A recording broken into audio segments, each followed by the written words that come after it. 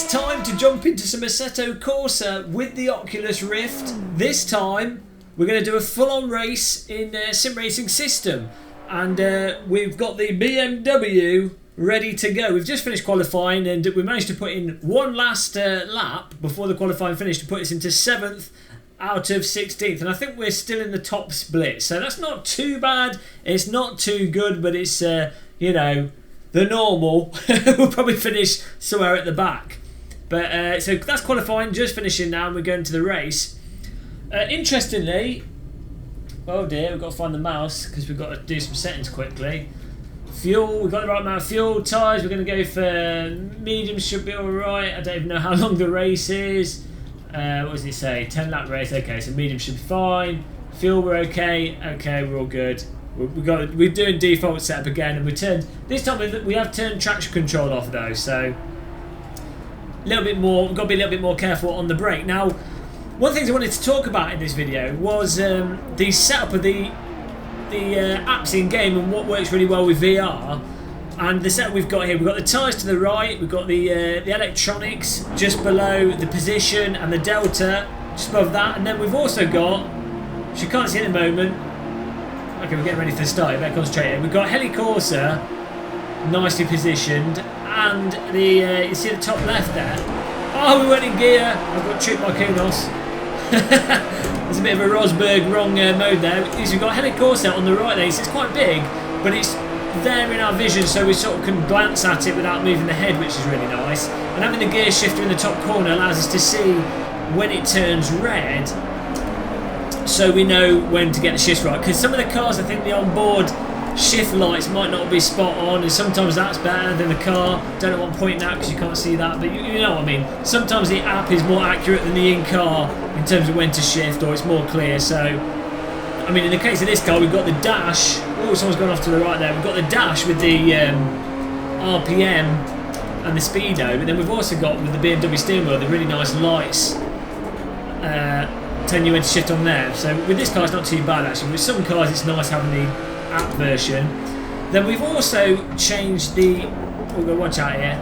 We've also changed the chat room with a app version of the chat room, which, although the text colour is not perfect, the text is green on this app, and because of the way the screens work. Where's he going? Serengeti Joyride.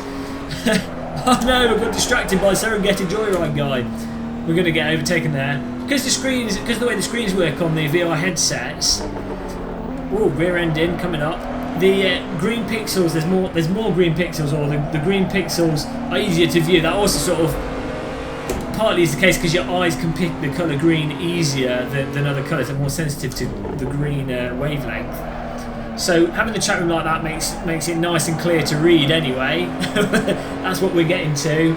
Then we've still got the pedal input below that, and it's all pretty nice. And yeah, it's nice how Kunos have made the apps curved on the screen, so they sort of wrap around you more rather than it sort of just going off into the distance at the edges. It's like having a little nice holographic display. Just fantastic. Now we do have a pit app I've installed as well, but I've not put it on here because this is a 10 lap race without pitting.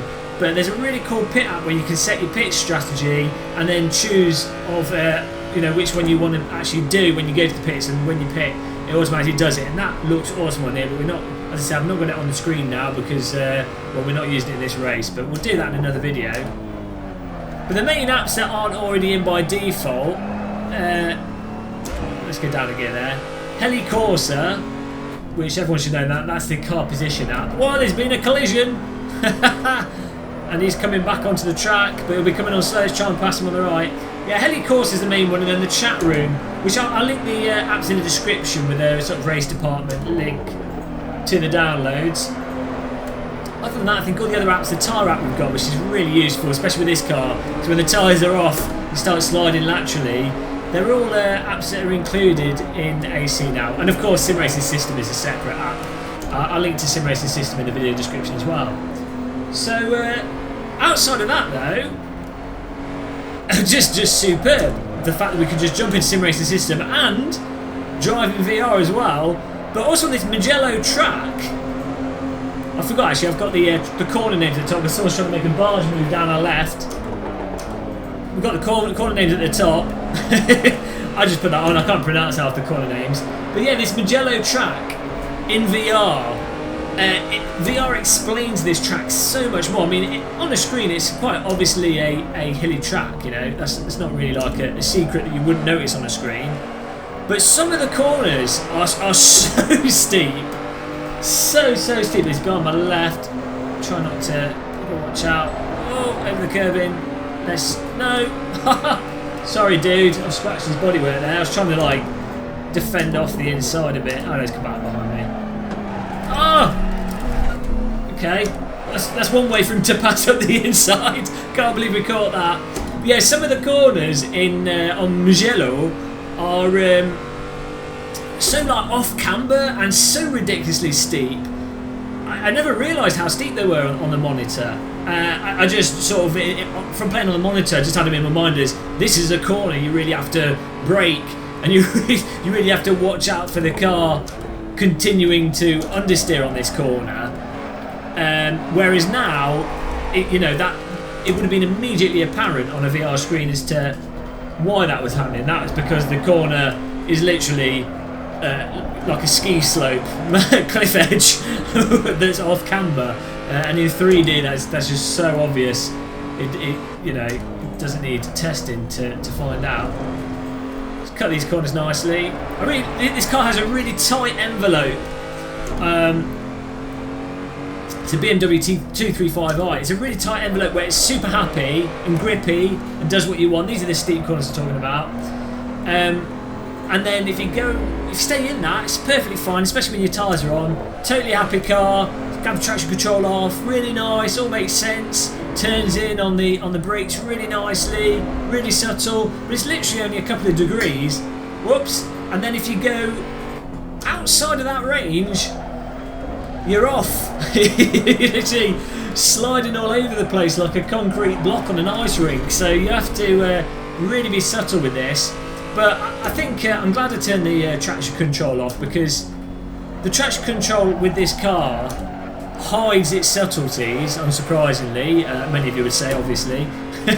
But it also just makes the car feel like it just seems to bog down with the traction control in a really unsatisfying, annoying way. So if you're prepared to brake a bit more precise, we do have ABS on, so we are leaning on the assist there, but if you're prepared to brake smoothly and get your corner entries better, then it's definitely worth turning the traction control off, and then you've got a little bit of play with the vehicle without it getting into that unsatisfying bog down mode that it has. Just move this cursor to the right in case my Windows cursor is blocking the view on the screen. All professional race drivers move their cursor to the right hand side whilst driving. Now we moved it too far to the right now, and we've got the app. There we go, that's a bit better. Oh. So another thing that's noticeable in VR with this car, this actually a little bit annoying, is that Kunos, for some reason, have smeared a bit of shit on the windscreen, and on your normal monitor in 2D, you kind of just notice there's always a bit of dirt on the windscreen, and it just makes it apparent that there's glass there. In VR, it's very noticeable that there's a big smeared excrement over exactly where the driver's face is, that I just want to put my hand out the window and rub it off. But no, we can't. So I hope Kunos update the window texture. Maybe it's associated with this skin, actually. So I might need to try a different car skin. But I have a feeling it is the glass for all the cars, all the model of this car. But you can't see it when it's now. It disappears. It's only when the sun is sort of lighting up the front windscreen, basically. So when I turn round into the sun, there we go, and then I can see it's as if someone in the pit paddock was annoyed with me because I'd done something wrong, so they've smeared it on my windscreen just to troll me. Someone at Kunos has loaded up Photoshop and put that in, drawn that onto the texture. There's probably a secret message in it. as we come to, we're halfway through the race already, cruising. So we're 7th still. We've not gained and we've not lost. We could do it going a bit faster though. And there we go. It's nice, pretty nice. I don't think we've got anyone behind us. That's one thing I noticed actually. When I was doing some other testing in VR, I found because you don't have a rear view look, well, I haven't tried doing a rear view look, but you don't really need it in VR. You just end up using the rear view mirrors in a really natural way. And when you're joining the track from the pit road, it's just really funny how you sort of just look at your mirror before joining, look at your rear view mirror. And I find that even though obviously that's on a screen, when you're playing on a screen you would just use the rear view button. But this has a sort of degree of immersion to it, adds to it, just feeling more believable, and it's also natural. It's not like I feel limited and forced with that. It's just a natural way to glance up like that. And again, if you're driving lower field of view on the screen, it's not too bad if you've got a giant triple screen setup. But if you've got a small triple screen setup, say lower than 27 inches, or a single 42-inch screen, for example, and you're running a lower field of view. Typically you can't see the mirrors properly or as naturally, so you can't just glance at them in the same way. But it's really nice to have, just glance up, look at the mirror, check it out, see the car that's going to drive into you on T1, plan your hospital visit, phone up your family, let them know you're about to die. It's just nice to have that. Oh, he's gone off road there a little bit. Now this car isn't really my, again, not completely my cup of tea. We need to get, I've been just testing out what's going through the Japan pack. There's some of the slower cars there, and as I say, this is my first sim race system. But I really want to get in some of the Formula cars with VR. I haven't done it yet. We're saving it, but that would be awesome to actually get in the proper, well, technically this is a race car, but it'd be nice to get in a proper prototype Formula stuff that basically rips your head off if you were to stand up whilst driving at full speed. That's where it's at. It's going to be really nice to try them out in VR. And we haven't even done a lap of the entire Nordislav yet in VR, so I don't know what I'm doing. We'll have that up soon though. We'll definitely record that. That'll be really interesting. Because we did do it with the DK2 quite a bit in Project Cars, because I don't think it was in AC at that point in time when I had my DK2, but I played it with Project Cars and it was nice. But obviously the DK2 resolution was atrocious, really bad, so it's really hard to see. It's going to be really interesting to see how much more clear it is on this consumer Rift to do the entire Nordislav, and also just seeing all because there's some really good hills and undulations. And then I think once I've done that, we're going to want to check out Formula 1 cars at Monaco, and there's a nice mod version of Monaco track. We're going so slow, we're going to get overtaken by this guy behind us. Let's have a look at our little, once we've done these corners. Got a little driver position thing down the right, so Eric Bottosso, we've got Gary Spiels, he's almost a second behind us, but with this car, he's catching on us. But Monaco in a Formula 1 car with the mod track they've got there, nice detailed track. I'm not sure if it might be a rip from another game, which is unfortunate if it is, but it's a nice, really nice version of the track, and that, if it runs smooth, it's going to be absolutely superb. Crane of distraction there. This last corner is really tricky. I'm not quite sure if you're meant to brake early for it to get on the inside, or if you're meant to brake a little bit later and sort of pull it round, or if you're meant to sort of trail brake it more and then power through the corner with a bit of angle. It seems to be different with different cars as to what works the best. And then of course there'll be different setups which will alter the best way to approach it. Still trying to work out the puzzle that is this track. It's a really technical track, and actually a really nice track as we do that in a rather slow fashion. That's not ideal. But now with the tyres, the rights are a bit cold, but I really like how when you're just dabbing on the brake with this, you can actually turn in on the brakes a bit, and then through the force feedback, Oh, someone's lost it up front there. Don't reverse onto the track. There we go. With the force feedback, you can feel very clearly in AC with a lot of the cars the actual bite for the grip, to know how much brake you need to put on before you're going to start going to the limit. It's not. I'm not sure if it's coming from the slip effect, because basically my force feedback setup is 100% in the main menu, or the generic, the default, you know, the baseline force feedback strength setting. Oh dear, we're so there. I'm going to defend on the right. 100% on that, and he's still behind me. Let's defend on the left. It's cheeky. And then I've got a 10% road effect, which is just a canned sort of. It's not completely canned. It's taken from the road texture. Terrible defending there. And that just gives you a little bit of vibration through the wheel for the feel of the road. And then I've got a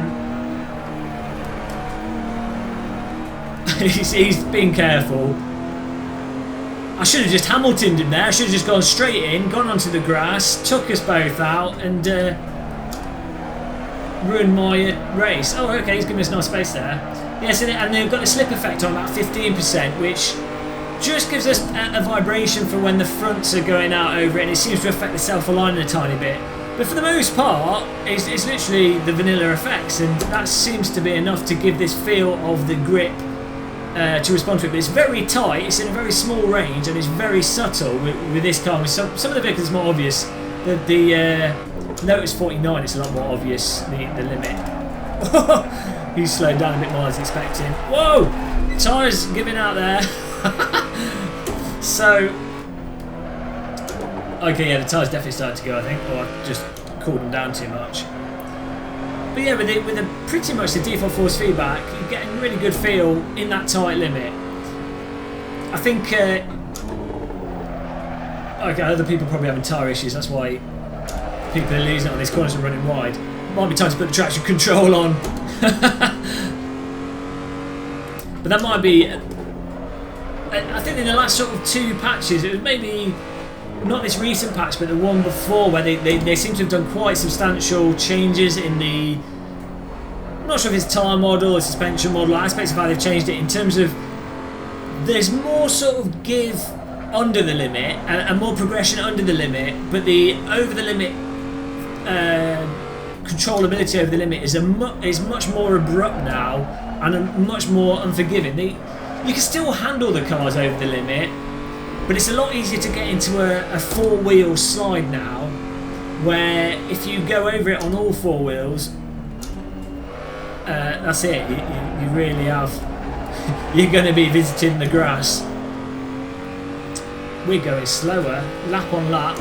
Give a little glance at my delta. I think I might make my the delta display a little bit bigger, because I'm having to squint. See, I can't read it with the Rift on where it's positioned, but I think I could do it making it a bit more clear, so I'm not squinting so much. Whoa! I see now with the tyres as they are. I'm not sure if they're wearing out. They're just probably starting to wear out, and they're getting hot. The sense of temperature's all right on them, but with how they're driving now, and you'll know, and this is one of the things, as I say, seems to have changed with the more recent tyre models. They get into that more ambiguous snapping point where you'll be turning in and you think, oh, I've kind of got it, I've got the bite, and they might just snap out. You have to do a quick correction to catch it back. Which is, presents its own unique challenge, and if you turn the traction control off, certainly makes things more exciting. There we go, a bit more smooth there. And I'd definitely say trail braking on the limit has got harder, progressively harder in these later versions of AC, these newer versions of AC, but still, just, you know, really fantastic fun to drive sim. I mean, I really enjoy how it feels, and how pretty much all the vehicles handle, even vehicles I don't like. Once you've learnt them, you can sort of. They're consistent and they don't tend to do stuff that's really annoying. Oh, one thing they have actually improved, or seems to be quite a big dramatic improvement, is the Kunos curbing isn't as bad as it used to be. Like, used to, on some of these corners here, especially on this track, if you hooked a car on, say, the inside of this curb in here, it could be very easy to just flop the car out and lose control, rotate the car. The curbing seems to have a little bit more grip on it now, or doesn't destabilise the vehicle as much as it used to, so I think That's a pretty nice improvement. Probably a complete placebo, but it might just be down to the vehicles driven, but I definitely get the impression that the Kunos curbing has been reduced a tiny bit. The ultimate test, the ultimate test of that will be going to Monza. Some of the corners on that were brutal for the Kunos curbing. Monza in a Formula car, we'll have to test it with that. It's nice how the camber of this corner actually turns the vehicle in automatically on the brake there. We're still yet to find a good line through there. Yeah, I think there's something wrong with the steering wheel lights because they don't seem to be lighting up properly. Sometimes they do, sometimes they don't. That'd be interesting to test between the Rift and the Vive actually, if the bright screen of the Vive makes the dash lights pop out more.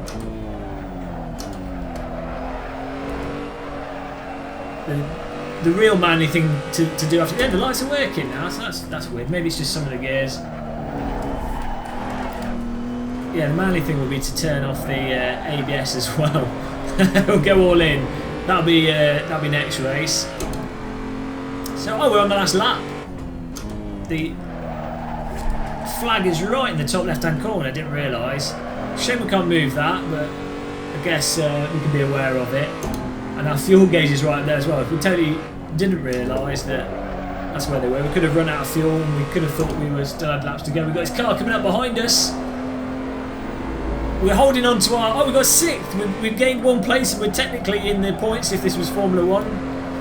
Whoa, and the tyres. Struggling for grip. Oh. He's coming. We have to block off the inside here. Hopefully without compromising too much speed. He's going to be right on our tail for the last corner. And with the way this track works, you can get a run. There's enough time to get a run on the last corner to get up right behind someone to then make a pass before the start-finish line. Oh, we should be okay though. If we can get through here nice and smooth. Cut these quite a bit. Yeah, that was nice. I just flopped around like a jelly on a plate there. Last corner, it's not over brake. We're a bit slow through there, but I think it's good enough. I don't think he's close enough. He might be.